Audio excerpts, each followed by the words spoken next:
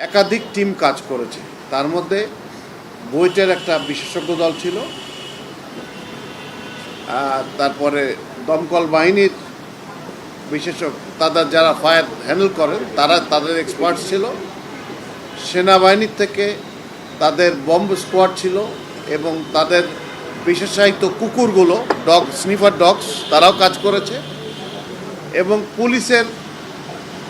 Police বাহিনীর থেকে, সিআইডির থেকে তারা কাজ করেছে। এরা সকলে মিলে একত্রে আমরা একটা বিষয়ে একমত হয়েছি যে এটি একটি লুজ কানেকশনের কারণে ইলেকট্রিসিটি থেকে আগুনটার উৎপত্তি হয়েছে। এটা হলো প্রাথমিক আমাদের অনুসন্ধান এবং এতে এখন পর্যন্ত কোনো রকমের অন্য কোনো ব্যক্তির কোনো সংশ্লিষ্টতা আমরা খুঁজে পাইনি। তা আমাদের যারা অন্য টিমের এক্সপার্টরা আছেন তারা তাদের অবজারভেশনগুলো এখন বলবেন।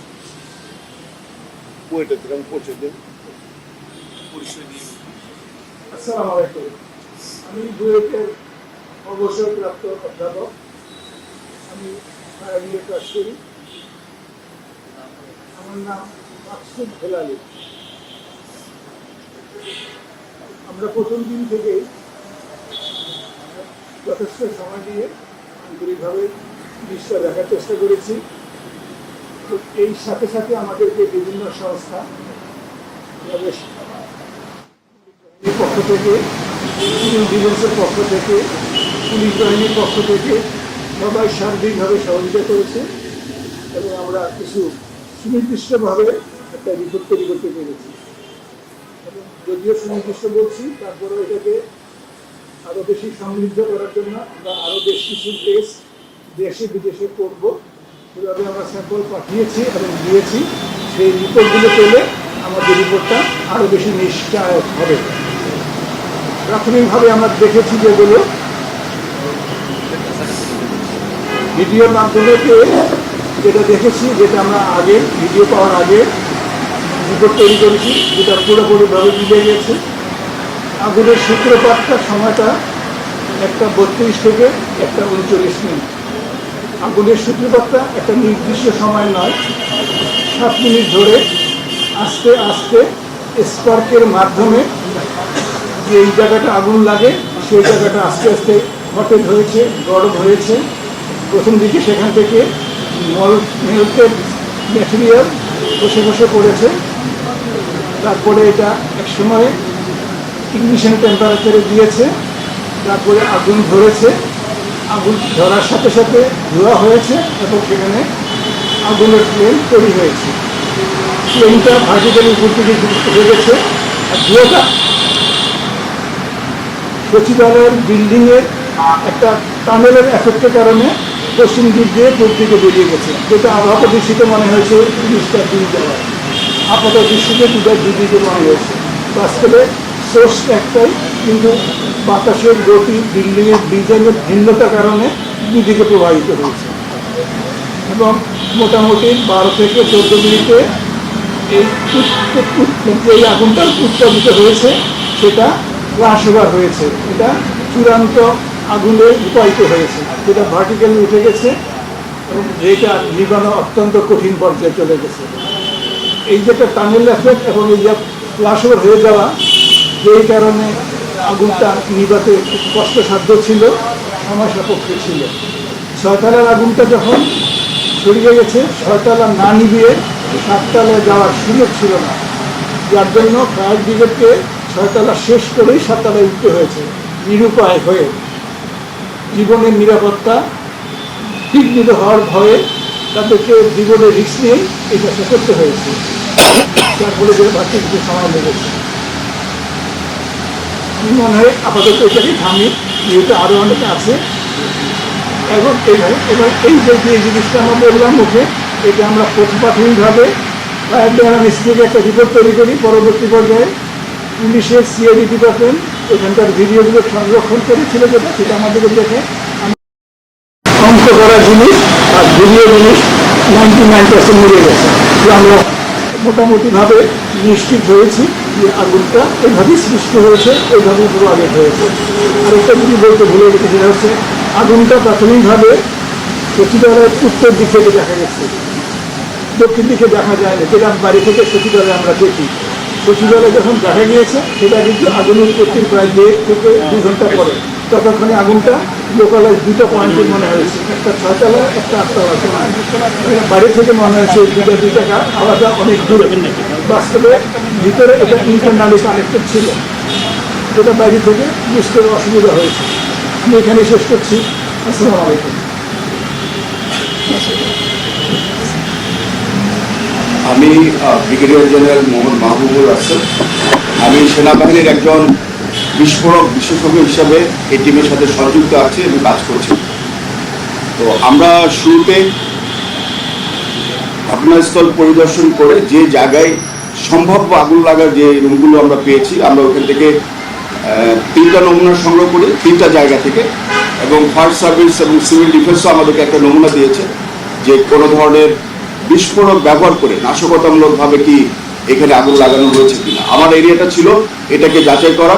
তো এই নমুনাগুলো সংগ্রহ করে আমাদের বাংলাদেশ সেনাবাহিনীর একটা চমৎকার একটা উচ্চমানের একটা আইডি ফিউশন সেন্টার আছে।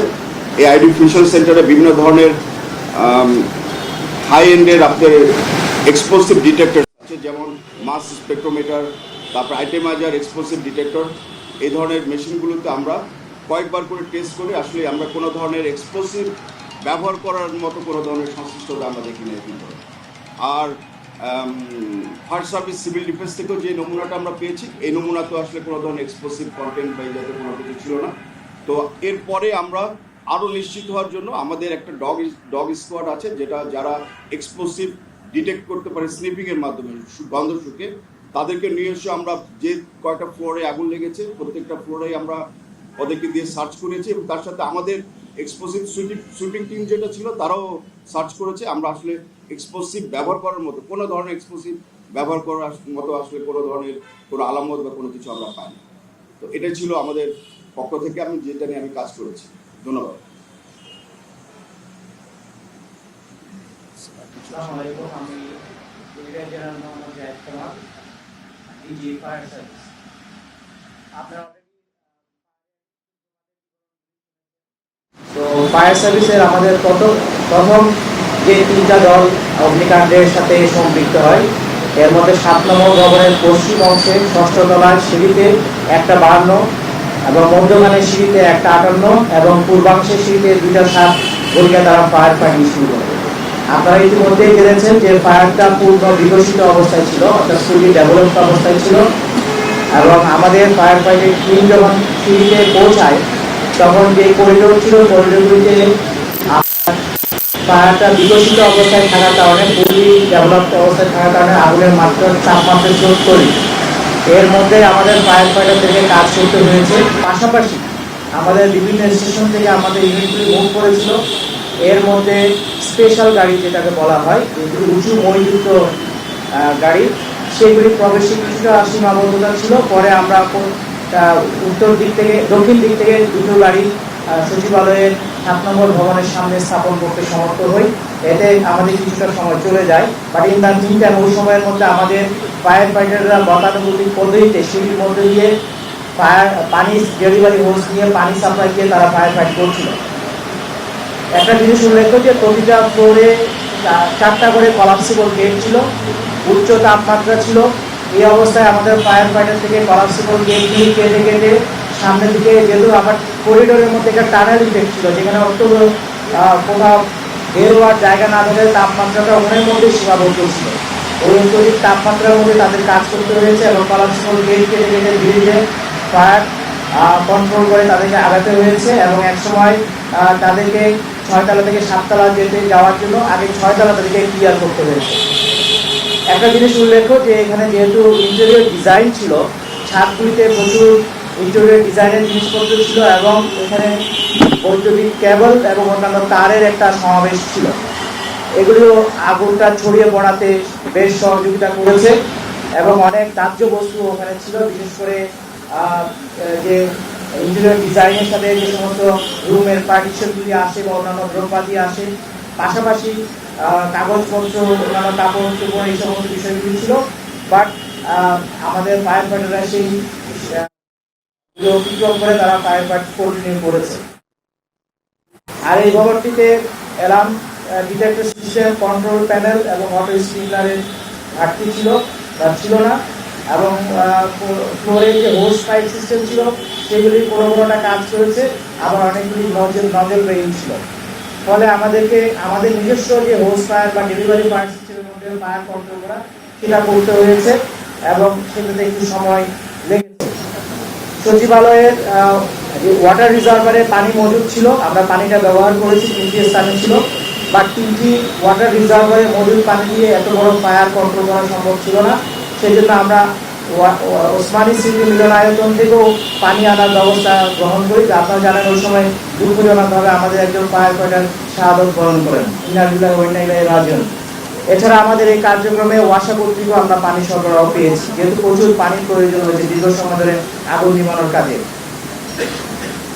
সর্বোপরি আমরা সকাল 8টা 5 আমরা আগুন সম্পূর্ণ নিয়ন্ত্রণে নিয়ে আসি এবং 11টা 45 সম্পূর্ণ নির্বাপন হিসেবে আমরা ঘোষণা দিই। আপনাদেরকে সবাইকে ধন্যবাদ।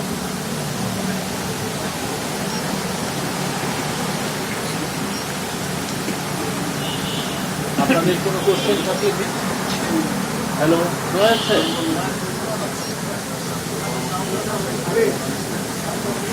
স্যার হ্যালো পরবর্তী কার্যক্রমটা আপনি বলবেন? আজকে ওনারা যখন পরবর্তীতে কি কি করবেন এটা বলবেন?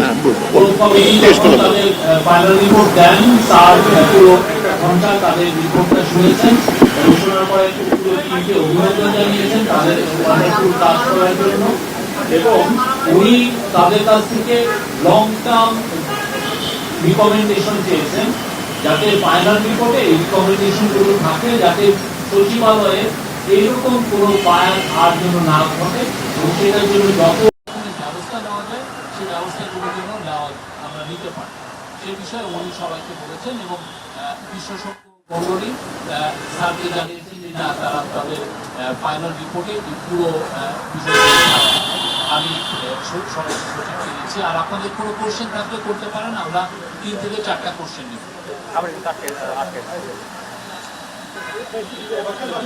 এটার উপর উত্তর দিয়েছে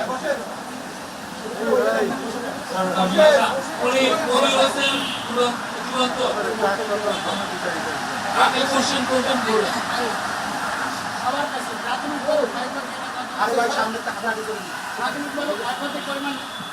প্রাথমিকভাবে ক্ষয়ক্ষতির পরিমাণ নির্ধারণ করা সম্ভব হয়েছে কিনা একটা প্রশ্ন। দ্বিতীয় প্রশ্ন, এটা হলো আপনার কাছে লুজ কালেকশন হচ্ছে, এই জন্য কে দায়ী মূলত আপনার কাউকে দায়ী করছে? ক্ষয়ক্ষতির বিষয়ে স্বরাষ্ট্র সচিব করবেন, আর লুজ কানেকশনের বিষয়ে আমাদের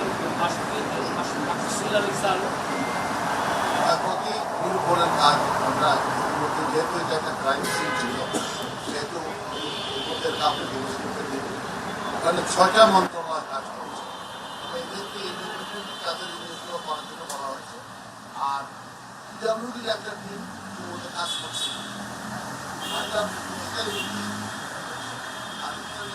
যেগুলো হয়েছে প্রত্যেকটা মন্ত্রণালয় সেগুলো আলাদা।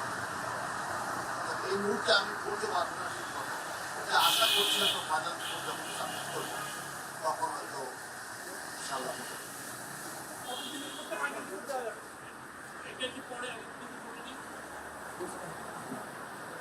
লুজ কানেকশনের জন্য বেশ কিছু ব্যাপার বলতে হবে আমাকে। প্রথম হচ্ছে, যখন আমরা একটা সকেট লাগাই ইজিয়ার লুজ কানেকশন, যখন আমরা তার জোড়া দিই লুজ কানেকশন কী লাগাতে হবে বলে সকেটে যখন ঢোকাই, সকেটের অনেক সময় ম্যাচিং হয় না, তারপরে আমরা জোর করে ঢোকাই।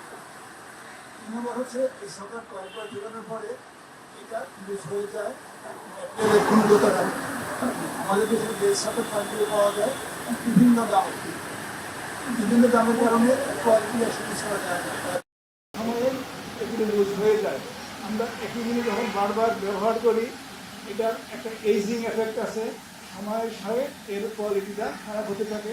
আমাদের এই জিনিসটা পরিবর্তন করার দরকার, সেটা আমরা করি না, যার জন্য আমরা অনেক সময় দেখে যে সকেট ঢুকে দেখলে একটা স্পার্ক আমরা দেখতে পাই। আমাদের আমার মনে হয় আপনারা সবাই নিজেদের বাড়িতে যখন সকেট লাগান কোনো না কোনো সময় স্পার্কটা দেখেছেন। আর যেটা হচ্ছে কানেকশনে যেটা বলি আমরা, জোড়া দেওয়ার ব্যাপারটা বলি আমরা, এটা আমাদের ব্যক্তিগত চরিত্রের ব্যাপার আছে। নিয়ম অনুযায়ী একটা তারের জোড়াটা হওয়া উচিত জংশন টু জংশন, কিন্তু আমরা মাঝখানে দুইটা তার জোড়া দিয়ে পেঁচাই একটা ট্যাপ দিই। এটা একটা অনিয়ম, কিন্তু এটা আমরা করে অভ্যস্ত। অল্প সময়ের ক্ষেত্রে এটা চলে, কিন্তু দীর্ঘ সময়ের ক্ষেত্রে এই জাতীয় ট্যাপ বাজানোটা উচিত নয়। কারণটা হচ্ছে এই ট্যাপগুলো যে গামটা থাকে, যে গামটা কোনোটা 6 মাস কোনোটা 1 বছর করে গামটা চলে যায়, যার জন্য এই ট্যাপের আর গুণগত মানটা থাকে না, কিন্তু তখন আমরা পরিবর্তন করি না। যখন সময়ের পরিবর্তন সাথে সাথে এখানে একটু লুজ হয়, গরম হয়, এবং এই ট্যাপের গুরুত্বটা শেষ হয়ে যায়, আমরা এটা খেয়াল করি না। এটা আমাদের অভ্যাসগত কারণ, আমাদের চরিত্রগত কারণ, আমাদের ভুল। এর থেকে অ্যাভয়েড করার সবচেয়ে পদ্ধতি, নিয়ম আমাদের দেশে আইনে আছে, প্রতি বছর আমাদের লাইনগুলো চেক করা হয়। হ্যাঁ হ্যাঁ প্রত্যেকটা বড় বড় যেগুলো এমন কি লাইভে আসছি ভাই? এটাকে বোর্ড দিয়ে পরিষ্কার করা আমরা করি। এটা আমাদের সরকারের ব্যক্তিগত জীবনে আমরা এগুলো করি না, আমরা করে যাই।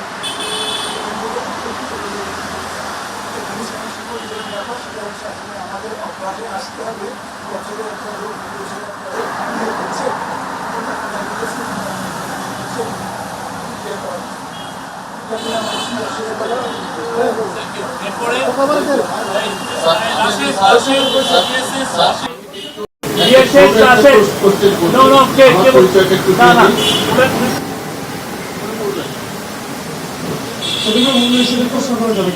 না এখানে এটা তাহলে যখন আপনি আমি যদি সমকালে কাজ করি আমার বলেন। আচ্ছা, আপনারা যারা এটার সঙ্গে সম্পৃক্ত ছিলেন, আমার মনে হয় যে তাদের মানে গুরুত্বপূর্ণ যারা ছিলেন সবই আছে।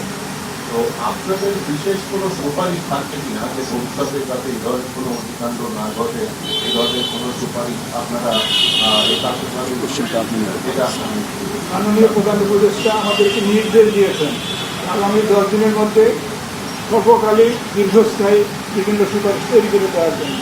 তিনি আমাদেরকে নির্দেশ দিয়েছেন। We hope will do that. উনি নির্দেশ দিয়েছেন করার জন্য, প্রস্তাব দেওয়ার জন্য তিনি নির্দেশ দিয়েছেন করার জন্য। আমি একটা প্রশ্ন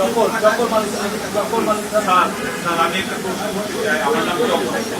আমার নাম চকর মালিকা, আমি চ্যানেল একটা আছি। স্যার, আপনি বলেছেন যে মেইনটেনেন্সের অভাব ছিল, মানে যাদের মেইনটেনেন্স করার দায়িত্ব ছিল তাদের কি কর্তব্য অবহেলা, উদাসীনতা বা খামখেয়ালি এরকম মনে করেন কিনা, এবং তাদের বিরুদ্ধে আপনাদের কি সুপারিশ থাকে? রেগুলার মেইনটেনেন্স করার সুযোগটাই আমাদের থাকবে অফিসার প্রশাসনের। আমাদের সুপারিশ থাকবে এটা রেগুলার মেনটেন করা হোক, বিএনবিসি নিয়ম মেনে কতদিন পরে পরে করা উচিত, কীভাবে করা উচিত আমরা সেগুলো সাজেস্ট করবো। কিন্তু করবে কি না, কীভাবে করাবে এটা প্রশাসনিক ব্যাপার। এটা আমাদের কথা বলার সুবিধা আছে বলে আমি মনে করি। এনপিসি মানে হচ্ছে বাংলাদেশ ন্যাশনাল বিল্ডিং কোড। আমাদের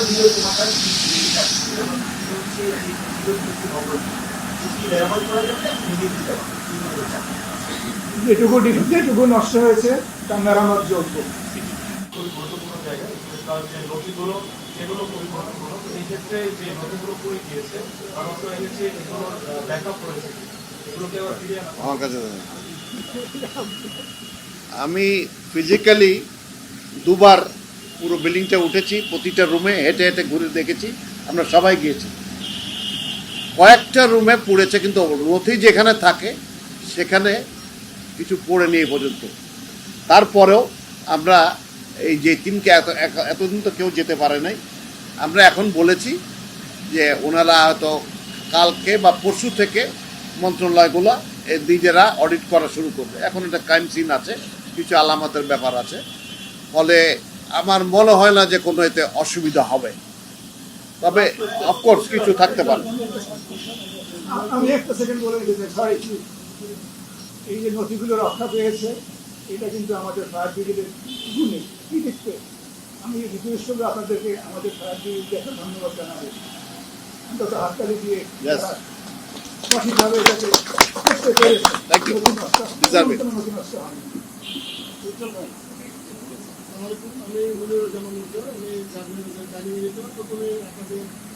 ধন্যবাদ জানাই যে আপনারা পরিশ্রম করে নির্ধারিত সময়ের মধ্যে প্রাথমিক তদন্ত রিপোর্টটা দিয়েছেন।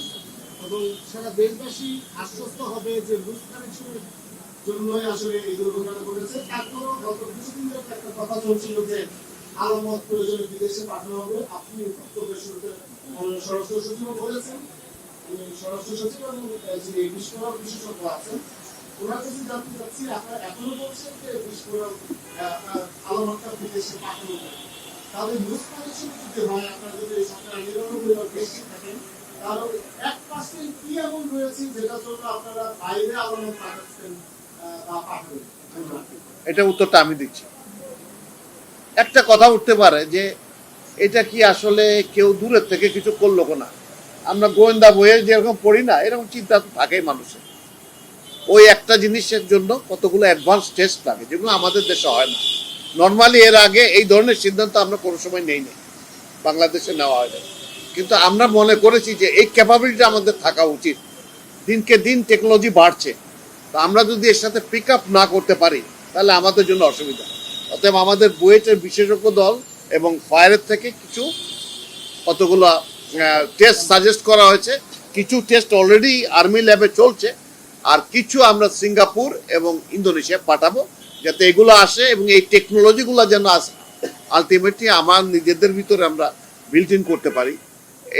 এইটাতে আরও একটা জিনিস হয়েছে যে একটা মেটাল কাটলে পরে কতদিন আগে কাটা হয়েছে সেটার যে টেস্টগুলো, এই টেস্টগুলো আমাদের এখন ক্যাপাবিলিটি নাই, সেগুলো ডেভেলপ করানোর চেষ্টা করব।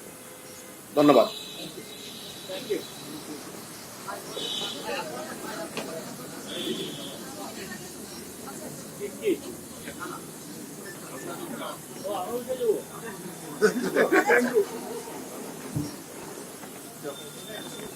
Thank you.